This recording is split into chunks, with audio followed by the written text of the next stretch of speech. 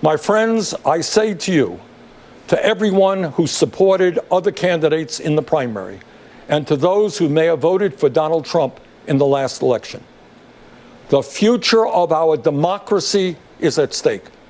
The future of our economy is at stake. The future of our planet is at stake. We must come together, defeat Donald Trump, and elect Joe Biden and Kamala Harris as our next president and vice president. My friends, the price of failure is just too great to imagine. All right, so let's talk about another thing. Now, this is something that actually bothered me last night, and it wasn't Bernie Sanders. Bernie Sanders didn't bother me last night at all. What bothered me was the response that I saw as I live streamed from like hundreds of people in my comment section who were upset with Bernie Sanders' appeal for Joe Biden. All the way to the point of some people saying that Bernie Sanders has sold out and all these types of things. Listen, everyone has a different set of priorities, and I've done my due diligence, my very best, my level best to not criticize anyone who is choosing to sit this campaign out, to not vote for Joe Biden, or to vote for Joe Biden.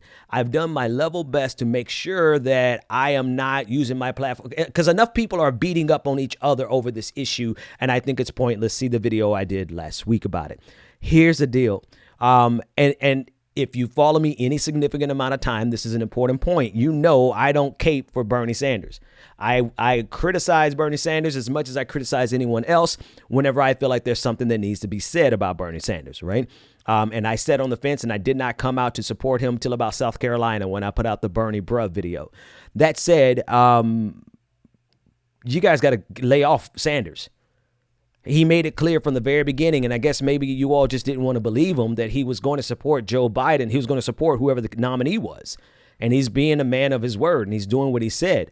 So this whole idea of Bernie selling out, no, you just didn't listen. You did not listen to him when he said that he was going to do this, and that was his plan all along. And that's his right. That's his prerogative, and I understand it.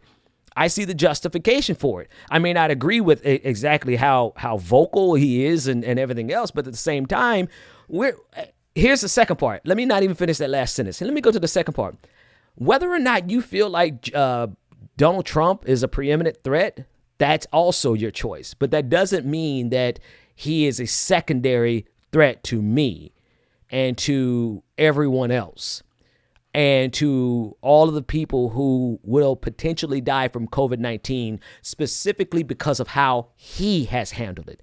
I want to be very clear about this. Donald Trump did not create the virus, but Donald Trump's malignantly ridiculous and infantile and just irresponsible, reckless behavior, his narcissism, his megalomania, his fixation with his ego above the lives of Americans, that exacerbated the number of deaths. 167,000. The New York Times is saying we're more likely closer to 200,000 deaths from COVID-19. That is a result of Donald Trump. And so if you don't feel like he's a preeminent threat, I'm not going to try to change your mind.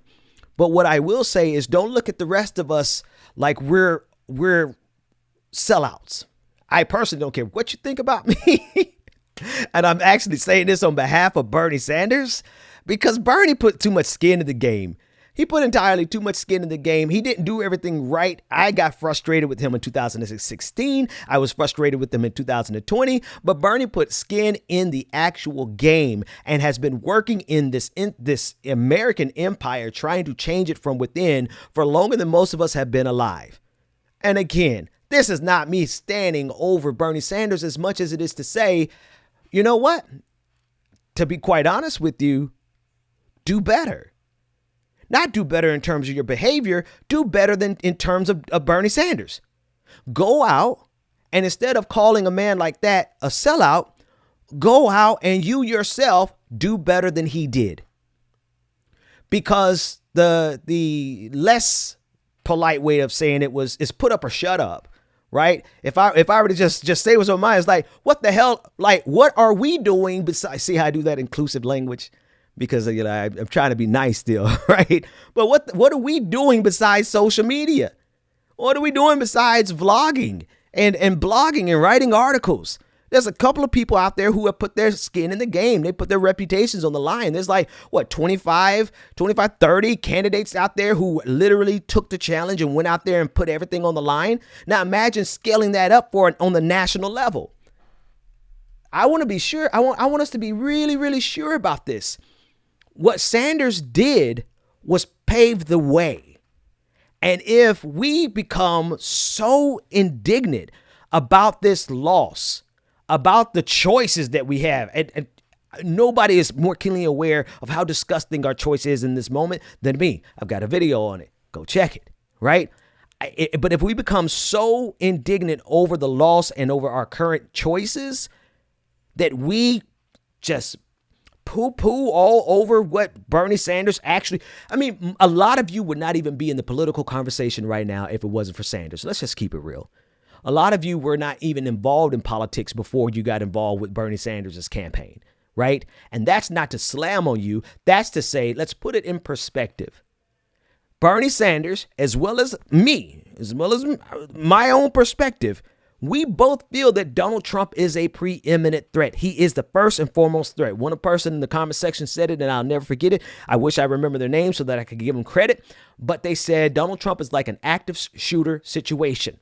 You have to address that first. And the fact of the matter is that there are people who would be alive today, right now, if Donald Trump had never become president. There are probably a good 130,000 people probably would still be alive if we had a competent president, a president who, at least, even if they were a moron, they were not so much of a moron that they would override everything that anyone with common sense on their team said. Trust me, I've been around those kind of morons before. Okay. And they are so self-destructive that they burn everything and everyone around them. And in this case with Donald Trump, he's burning down this country.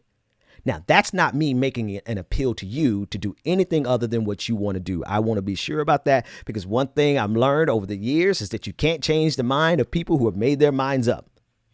But I do want to challenge this idea that Sanders sold y'all out. Sanders did no such thing. Sanders did the best that he could do within the parameters of who he is.